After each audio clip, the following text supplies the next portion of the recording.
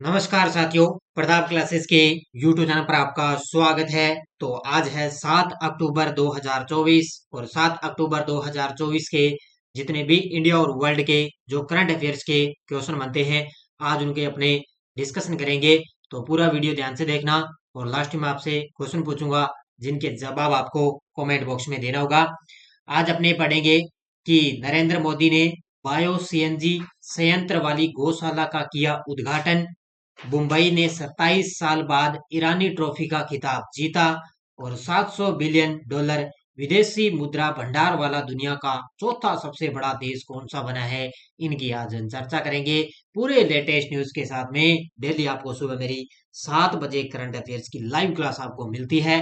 तो सभी साथी एक बार सेशन को लाइक शेयर करेंगे पूरे लेटेस्ट न्यूज के साथ में, पूरे फैक्ट के साथ में। और आज है 7 अक्टूबर, तो कल संडे था। संडे के दिन आपको वीकली करंट अफेयर्स की क्लास मिली थी, उसका टेस्ट आज आपको ऐप के अंदर मिल जाएगा। तो सबसे पहले हम जो शनिवार के दिन हमने करंट पढ़ा उसको एक बार अपने रिवाइज करेंगे। हाल ही में किसने सेफ अंडर 17 चैंपियनशिप का खिताब जीता? भारत ने। मोदी जी ने क्रांतिकारी स्वतंत्रता सेनानी श्यामजी कृष्ण वर्मा को उनकी जयंती पर श्रद्धांजलि अर्पित की। इनका जन्म किस राज्य में हुआ? गुजरात में। अमित शाह ने किस शहर में नवनिर्मित पुलिस कमिश्नर का नए हेडक्वार्टर का उद्घाटन किया? गुजरात के अहमदाबाद में। 1 अक्टूबर 2024 को मिलिट्री नर्सिंग सर्विस ने अपना 99वां स्थापना दिवस मनाया। इसकी स्थापना हुई थी 1926 को। मैक्सिको की पहली महिला राष्ट्रपति कौन बनी? तो क्लाउडिया सिनबाम बन चुकी है। केंद्रीय मंत्रिमंडल ने किन भाषाओं को शास्त्रीय भाषा का दर्जा दिया? तो मराठी, पाली, प्राकृतक, असमिया और बांग्ला। और महिला टी20 विश्व कप के लिए आईसीसी ने एआई टूल लॉन्च किया है। महिला टी20 विश्व कप की शुरुआत किस देश से हो चुकी है? तो यूएई के अंदर इसकी शुरुआत हो चुकी है। तो ये थे परसों के क्वेश्चनों का रिवाइज। टेस्ट वगैरह आपको मिल गया। और इसके अलावा कल संडे वाला जो क्लास मिली थी वीकली, उसका टेस्ट आज आपको ऐप के अंदर मिल जाएगा। और आज 9 बजे आपको मिलने जा रही है अगस्त और सितंबर पिछले 2 महीनों की दमदार करंट अफेयर्स की क्लास, आपको लाइव क्लास मिलेगी। तो 9 बजे आप सभी साथी तैयार रहें। तो स्टार्ट करें। एक बार सभी साथी वीडियो को लाइक शेयर करेंगे। सभी साथियों को गुड मॉर्निंग। पहला क्वेश्चन आपके सामने। प्रधानमंत्री नरेंद्र मोदी ने किस राज्य में बायो सीएनजी संयंत्र वाली गौशाला का उद्घाटन किया है? प्रधानमंत्री नरेंद्र मोदी ने किस राज्य के अंदर बायो सीएनजी संयंत्र वाली गौशाला का उद्घाटन किया? सबसे पहले आप ये तस्वीर में देखो, ये एक बायो सीएनजी संयंत्र वाला प्लांट है जो गौशाला के अंदर इसका उद्घाटन किया गया। और ये किया कहाँ पर है? तो ये किया है मध्य प्रदेश के ग्वालियर में। कहाँ पर है? मध्य प्रदेश के ग्वालियर में इसका उद्घाटन किया है। देखो, मोदी जी ने ग्वालियर में लाल टिपारा गौशाला, अब गौशाला का नाम आपको याद रखना है, लाल टिपारा गौशाला के बायो सीएनजी संयंत्र का वर्चुअली रूप से उद्घाटन किया। और मध्य प्रदेश में 685 करोड़ रुपए की विभिन्न विकास परियोजनाओं की शुरुआत भी की है। इसके अलावा और भी उन्होंने कई परियोजनाओं की शुरुआत की। इस अवसर पर स्वच्छता दिवस मनाया गया, यानी कि जब इस संयंत्र की शुरुआत की गई थी, ये की थी 2 अक्टूबर को। और 2 अक्टूबर को अपने बनाते हैं स्वच्छता दिवस, यानी कि हर वर्ष गांधी जयंती पर ये स्वच्छता दिवस मनाया जाता है। यह संयंत्र इंडियन ऑयल कॉरपोरेशन आईओसी के सहयोग से स्थापित किया गया है।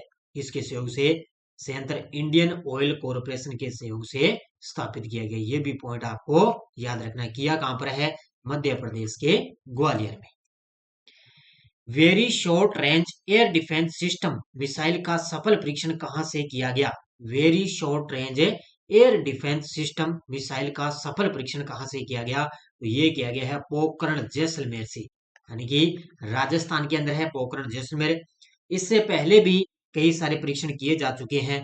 तो ये अलग अलग चरणों के अंदर इनके परीक्षण होते हैं।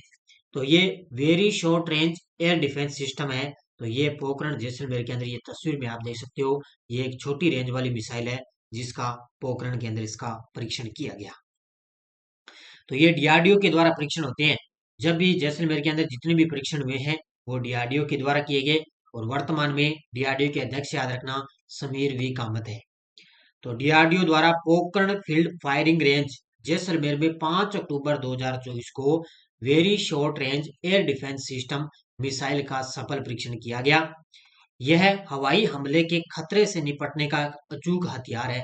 किसके लिए है? जितने भी हवाई जो हमले होते हैं ना, हवा से हमले, तो उसके खतरे से निपटने का एक अचूक हथियार है ये। और भारत ने इस साल मई के अंदर स्वदेशी रुद्रम द्वितीय एयर टू ग्राउंड मिसाइल का सफल परीक्षण किया है। यह भी डीआरडीओ के द्वारा इसका परीक्षण किया गया था। भारत ने कब किया था? मई के अंदर इसका परीक्षण किया था, रुद्रम द्वितीय का।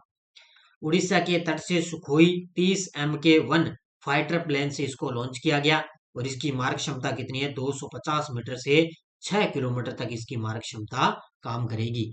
याद रखना, सुखोई 30 MK विमान फाइटर प्लेन से इसको लॉन्च किया गया है। अच्छे तरीके से इसको याद रखना। हाल ही में मुंबई ने किस टीम को हराकर 27 साल बाद ईरानी ट्रॉफी का खिताब जीता है? देखो तस्वीर में आप देख सकते हो, मुंबई ने 27 साल बाद जीत लिया है ईरानी ट्रॉफी का खिताब। किसको हराया? तो ये रहा है रेस्ट ऑफ इंडिया को। ऑप्शन नंबर डी, किसको हरा दिया? रेस्ट ऑफ इंडिया को फाइनल के अंदर हराकर मुंबई ने 27 साल बाद ईरानी ट्रॉफी का खिताब जीत लिया। अब इसके कैप्टन थे कौन है? ये थे कप्तान अजिंक्य रहाणे। तो लखनऊ के इकाना स्टेडियम में ईरानी ट्रॉफी का फाइनल हुआ था। अब फाइनल याद रखना, लखनऊ के इकाना स्टेडियम में फाइनल हुआ। 27 साल बाद ईरानी ट्रॉफी पर कब्जा कर लिया मुंबई ने। कप्तान कौन थे? अजिंक्य रहाणे। और दोहरे शतक से चूके सरफराज खान को प्लेयर ऑफ द मैच इसके अंदर चुना गया। देखो दोहरे शतक से चूके थे सरफराज खान, इनको चुना गया है प्लेयर ऑफ द मैच चुना गया है। $700 बिलियन विदेशी मुद्रा भंडार वाला दुनिया का चौथा सबसे बड़ा देश कौन सा बना है? लगा लो स्टार। आर्थिक समीक्षा से बड़ा गजब का प्रश्न है। तो $700 बिलियन विदेशी मुद्रा भंडार वाला दुनिया का चौथा सबसे बड़ा देश बन गया भारत देश। कौन सा बन गया? यानी कि भारत ने 700 के पार कर दिया भी जो विदेशी मुद्रा भंडार है उसको। तो पहले स्थान पे है पहले स्थान पे है चीन, दूसरे स्थान पे जापान और तीसरे स्थान पे स्विट्जरलैंड। देखो भारत का विदेशी मुद्रा भंडार पहली बार $700 अरब से अधिक हो चुका है, जो 27 सितंबर 2024 को समाप्त सप्ताह में $704.89 अरब पर है पहुंच चुका। तो ये आंकड़ा आपको याद रखना है, कितना हो गया? $704.89 अरब हो गया। और ये एक रिकॉर्ड वृद्धि है। इसके अंदर $52.58 अरब की बढ़ोतरी हुई है। और भारत भी उन देशों के साथ शामिल हो गया, चीन, जापान और स्विट्जरलैंड के बाद $700 अरब के विदेशी मुद्रा भंडार को पार कर चुका है। पहले स्थान पे चीन है, दूसरे स्थान पे जापान, तीसरे पर स्विट्जरलैंड और अब चौथा सबसे बड़ा देश भारत बन गया। भारत के भंडार में वृद्धि जारी रहने की संभावना है और ये मार्च 2026 तक है $745 अरब तक पहुंच सकता है। इतने देखो मार्च 2026 तक अनुमान लगा दिया भी $745 अरब तक पहुंच सकता है। नेक्स्ट है 15 से 16 अक्टूबर 2024 को इस्लामाबाद में संघाई सहयोग संगठन SCO की बैठक के लिए भारत की तरफ से किसने नेतृत्व करेंगे? तो ये 15 से 16 अक्टूबर के बीच में इस्लामाबाद के अंदर संघाई सहयोग संगठन का आयोजन होगा। उसकी तरफ से, भारत की तरफ से कौन भाग लेंगे? तो विदेश मंत्री एस जयशंकर। ये तस्वीर में आप देख सकते हो। और 9 साल बाद, कितने 9 साल बाद है ना, पाकिस्तान इस्लामाबाद में संघाई सहयोग संगठन की बैठक हो रही है और इसके अंदर विदेश मंत्री एस जयशंकर भाग लेंगे। कब होगा? 15 से 16 अक्टूबर को। तो विदेश मंत्री जयशंकर 15-16 अक्टूबर 2024 को इस्लामाबाद में संघाई सहयोग संगठन SCO की मुख्यमंत्रियों की बैठक के लिए भारत के प्रतिनिधिमंडल का नेतृत्व करेंगे। भारतीय विदेश मंत्री की पाकिस्तान की ये पहली यात्रा रहेगी, जो कि सुषमा स्वराज द्वारा 2015 में एक सम्मेलन के भाग लेने के बाद हो रही है। इससे पहले विदेश मंत्री अपनी होती थी सुषमा स्वराज, उन्होंने 2015 के अंदर भाग लिया था। लेकिन ये भारतीय एक विदेश मंत्री की पाकिस्तान की पहली यात्रा रहेगी।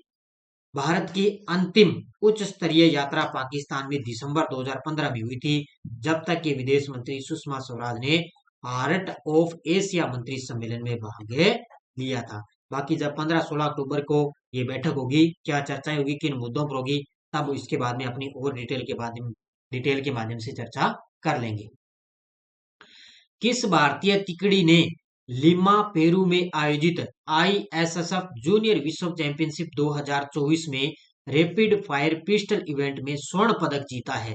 तो 3 भारतीय तिकड़ी खिलाड़ी हैं। लिमा पेरू के अंदर आयोजित हुई है आईएसएसएफ जूनियर विश्व कप है, इसके अंदर तीनों ने स्वर्ण पदक जीता। राजवर्धन सिंह पाटिल, मुकेश नेलावली और हरसिमर सिंह रत्था, तो ये 3 भारतीय तिकड़ी खिलाड़ी हैं। इन्होंने आईएसएसएफ जूनियर विश्व कप के अंदर स्वर्ण पदक जीता है। इसका उत्तर हो जाएगा उपयुक्त है सभी। ये तीनों की तस्वीर आप देख सकते हो। देखो, तो भारतीय तिकड़ी राज्यवर्धन सिंह पाटिल, मुकेश नेलावली और हरसिमर सिंह रत्था ने लिमा पेरू में आयोजित आईएसएसएफ जूनियर विश्व चैंपियनशिप में तो 25 metre rapid fire pistol event में स्वर्ण पदक जीता है। कितने मीटर के अंदर जीता? ध्यान रखना, 25 मीटर के अंदर है। आपने लगभग 50 मीटर में पढ़ा है और 10 मीटर के अंदर पढ़ा है, लेकिन यहाँ पर इन्होंने 25 मीटर के अंदर स्वर्ण पदक जीता है। राज्यवर्धन और मुकेश ने व्यक्तिगत फाइनल में जगह बनाई और ये क्रमशः चौथे और पांचवें स्थान पर रहे थे। और भारत ने इस पदक तालिका में सबसे टॉप स्थान बनाए रखा और पीपुल्स रिपब्लिक ऑफ चाइना दूसरे स्थान पर रही है और तीसरे स्थान पर था अमेरिका। तो याद रखना, पहले स्थान पे भारत, दूसरे पर चाइना और तीसरे पर है अमेरिका। और तीनों खिलाड़ियों ने इसके अंदर स्वर्ण पदक जीता। आयोजन कहां पर हुआ? लिमा पेरू के अंदर। तो इतनी सारी चीजें आपको याद रखनी है। हाल में ब्रिटेन ने चागोस द्वीप पर किस देश को संप्रभुता सौंपने का फैसला किया है? लगा लो स्टार भी, बड़ा गजब का प्रश्न है कि ब्रिटेन ने चागोस द्वीप है वो क्या है, वो किस देश को संप्रभुता से सौंपने का फैसला किया। और भारत ने भी इस पर सहमति जताई है कि बिल्कुल ये सही बात है भी, ब्रिटेन है वो चागोस द्वीप किसको सौंपेगा? तो वो सौंपेगा मॉरिशस को। किस देश को? मॉरिशस को सौंपेगा। अब देखो इसकी पूरी डिटेल। ब्रिटेन ने चागोस द्वीप पर मॉरिशस को संप्रभुता सौंपने का ये फैसला लिया है। यानी कि ब्रिटेन का एक चागोस द्वीप है ना, वो किसको दे रहा है? ये मॉरिशस देश को दे रहा है। इस फैसले पर भारत ने भी अहम भूमिका निभाई, यानी कि भारत ने कहा ये बिल्कुल सही बात है। तो भारत ने हमेशा से ही औपनिवेशीकरण के अंत का समर्थन किया है। मॉरिशस के साथ अपने मजबूत रिश्तों के चलते चागोस द्वीप समूह पर उसके दावे का भी सपोर्ट करता रहा। भारत का मानना है कि यह समझौता सभी पक्षों के लिए फायदेमंद है और इससे हिंद महासागर क्षेत्र में दीर्घकालिक सुरक्षा मजबूत रहेगी। यानी कि यह समझौता बहुत ही फायदेमंद है। इससे क्या होगा, जो हिंद महासागर का क्षेत्र का इलाका है ना, वो दीर्घकालिक एक सुरक्षा मजबूत की स्थिति में रहेगा। फरवरी 2019 के अंदर अंतर्राष्ट्रीय न्यायालय ने चागोस द्वीप समूह पर ब्रिटिश नियंत्रण को अवैध घोषित किया था। ये पॉइंट याद रखना भी कि फरवरी 2019 के अंदर ना अंतर्राष्ट्रीय जो न्यायालय है उसने जो चागोस द्वीप है उसको ब्रिटिश नियंत्रण को अवैध घोषित कर दिया था। और अब ये किसको दे रहा है? मॉरिशस को दे रहा है। केंद्रीय मंत्रिमंडल ने राष्ट्रीय मिशन ऑन खाद्य तेल और तेल बीज को मंजूरी दी है। इसके बारे में सत्य कथन बताइए। तो केंद्रीय मंत्रिमंडल की तरफ से राष्ट्रीय मिशन एक ऑन खाद्य तेल बीज को मंजूरी दे दी। इसके बारे में सत्य कथन देखो। तो इसका उद्देश्य यह है कि घरेलू तेल बीज उत्पादन को बढ़ाना, बिल्कुल सही है। 2021 के अंदर ओन खाद्य तेल यानी कि तेल ताड़ की शुरुआत हुई थी, बिल्कुल सही है। 2030-31 तक तेल बीज उत्पादन को 69.7 मिलियन टन तक बढ़ाना, यह भी इसका उद्देश्य है। तो याद रखना, इसका उत्तर हो जाएगा उपयुक्त है सभी। तो सारे के सारे कथन क्या है? सत्य है। तो मोदी जी की अध्यक्षता में केंद्रीय मंत्रिमंडल ने राष्ट्रीय मिशन ऑन खाद्य तेल बीज को मंजूरी मिल चुकी है। ये आर्थिक समीक्षा से है, इसमें आंकड़े लेकर आए, ये 2-3 आंकड़े याद रखना। तो इसका उद्देश्य है कि घरेलू जो तेल बीज है उसको उत्पादन को बढ़ाना और खाद्य तेलों में आत्मनिर्भरता हासिल करना, यानी कि खाद्य तेल के अंदर आत्मनिर्भर भारत का एक निर्माण करना इसका उद्देश्य है।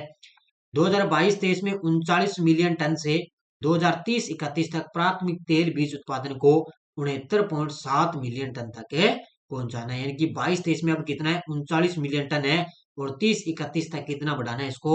69.7 मिलियन टन तक बढ़ाना है। और इस मिशन का कुल वित्तीय प्रावधान है 10,103 करोड़ रुपए है। कितना है? 10,103 करोड़ रुपए। तो ये आर्थिक समीक्षा से है। इस पीछे वाला भी मैंने क्वेश्चन करवा दिया और ये भी थोड़ा ध्यान में रखना। जलवायु परिवर्तन के कारण यूरोप के कौन से देश अपनी राष्ट्रीय सीमाओं का पुनर्निर्धारण करेंगे? जलवायु परिवर्तन के कारण यूरोप के कौन से देश हैं जो अपनी राष्ट्रीय सीमाओं का पुनर्निर्धारण करेंगे? तो वो दो देश हैं, इटली और स्विट्जरलैंड। ये तस्वीर में आप देख सकते हो, ये इन दोनों देशों के बीच में ग्लेशियर है। ये ग्लेशियर दोनों देशों को अलग अलग डिवाइड कर रहा है। तो ग्लेशियर दोनों देशों में जो है फैल रहा है। तो ये इटली और स्विट्जरलैंड के अंदर है। जलवायु परिवर्तन के कारण अलग अलग क्षेत्रों के अंदर प्रभाव पड़ रहा है। तो ये यूरोप के दो देश हैं, ये अपनी राष्ट्रीय सीमाओं का एक पुनर्निर्धारण करेंगे, दोबारा अपनी सीमा का निर्धारण करेंगे इससे ग्लेशियर के कारण। देखो, इटली और स्विट्जरलैंड के बीच सीमाओं का पुनर्निर्धारण जलवायु परिवर्तन के कारण ग्लेशियर के तेजी से पिघलने का एक महत्वपूर्ण उत्तर है। ये यानी कि ग्लेशियर ये तेजी से पिघल रहा है ना, इसके लिए ये जलवायु परिवर्तन के कारण ये अपनी सीमाओं का दोबारा निर्धारण करेंगे। जैसे जैसे वैश्विक तापमान बढ़ता है, जो अपलेशियन के ग्लेशियर है वो सिकुड़ रहे हैं, जिसके अंदर प्राकृतिक जल विभाजन रेखाओं में बदलाव हो रहा है और ऐतिहासिक रूप से इन दो देशों के बीच की सीमाओं को परिभाषित करता है। और ये समझौता 27 सितंबर 2024 को स्विट्जरलैंड द्वारा आधिकारिक किया गया। तो दोनों देशों के बीच में ये बात हुई थी कि हम दोनों जो है देश है उन सीमाओं का पुनर्निर्धारण करेंगे। किसके लिए? जो ये ग्लेशियर है ना तेजी से पिघल रहा है, इसके कारण। हाल में भ्रष्टाचार रोधी कोड के उल्लंघन के कारण किस देश के स्पिनर प्रवीण जयविक्रमा पर आईसीसी ने प्रतिबंध लगा दिया? तो ये श्रीलंका के खिलाड़ी हैं। तो तस्वीर में आप देख सकते हो, स्पिनर है प्रवीण जयविक्रमा, इन पर आईसीसी ने प्रतिबंध लगा दिया, श्रीलंका के खिलाड़ी। तो ये भ्रष्टाचार रोधी कोड के उल्लंघन के कारण। बस इतना याद रखना, श्रीलंका के स्पिनर प्रवीण जयविक्रमा पर इस तरह के क्रिकेट खेलने पर 1 साल का प्रतिबंध लगा दिया। किस कारण? भ्रष्टाचार रोधी कोड के उल्लंघन के कारण। हाल में विश्व शिक्षक दिवस कब मनाया गया? तो विश्व शिक्षक दिवस मनाया जाता है 5 अक्टूबर को। कब बनाते हैं? 5 अक्टूबर को विश्व शिक्षक दिवस बनाते हैं। मेन खास तौर से इसकी थीम याद रखनी है। तो इसके लिए हमारे जीवन में शिक्षकों के बहुमूल्य योगदान को सम्मान देने और पहचानने के लिए हर साल विश्व शिक्षक दिवस मनाते हैं। थीम आपको याद रखनी है कि शिक्षा के लिए एक नए सामाजिक अनुबंध की ओर से शिक्षकों की आवाज को महत्व देना। यानी कि शिक्षा के लिए एक नए सामाजिक अनुबंध की ओर शिक्षकों की आवाज को महत्व देना, ये अब की बार इसकी थीम है। ये 5 अक्टूबर को हर साल बनाते हैं। ये टेलीग्राम ग्रुप है, कोई सूचना कोई लिंक वगैरह आता है, और मैंने जो सितंबर मंथ की आपको क्लास दी थी उसकी पीडीएफ भी टेलीग्राम पे डाल दी है। देखो, इसके अलावा सीईटी के बारे जितनी भी क्लासें आ रही है उनकी पीडीएफ भी आपको टेलीग्राम पे डाल दी। वीडियो के डिस्क्रिप्शन में टेलीग्राम का लिंक है, और प्रताप क्लासेस के नाम से आप टेलीग्राम ग्रुप को ज्वाइन कर लेना। पिछले वीडियो क्वेश्चन क्या था? नाटो वर्ष 2025 में अपना उत्तरी भूमि कमान कहाँ स्थापित करेगा? तो ये करेगा फिनलैंड के अंदर। बहुत सारे विद्यार्थियों ने बड़े गजब के जवाब दिए, उन सभी को हार्दिक शुभकामनाएं।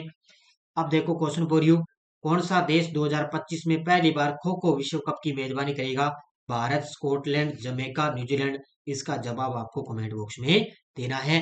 ये थी आज की अपनी करंट अफेयर्स की क्लास। और इसके अलावा नवरात्रा स्पेशल ऑफर चल रहा है अपना ऐप के अंदर, 50% का ऑफ चल रहा है, डिस्काउंट चल रहा है ऐप के अंदर। तो इसका फायदा उठा लेना। 9 दिनों तक जितनी भी अपनी पशु परिचर की टेस्ट सीरीज है, ओनली करंट की, इस पे ऑफर चल रहा है। फर्स्ट ग्रेड की है, इंडियन पॉलिटी की है, और ये वार्षिक करंट है। तो इन सभी पर अभी भी 50% का ऑफ है चल रहा है। नवरात्रा पर आपको ऑफर दिया जा रहा है, इसका फायदा आप जरूर उठाएं। तो आप 9 बजे तैयार है ना, लाइव क्लास मेरी आ रही है सितंबर और अगस्त महीने की 2 महीनों की करंट अफेयर्स की क्लास। तो धन्यवाद, जय हिंद, जय भारत।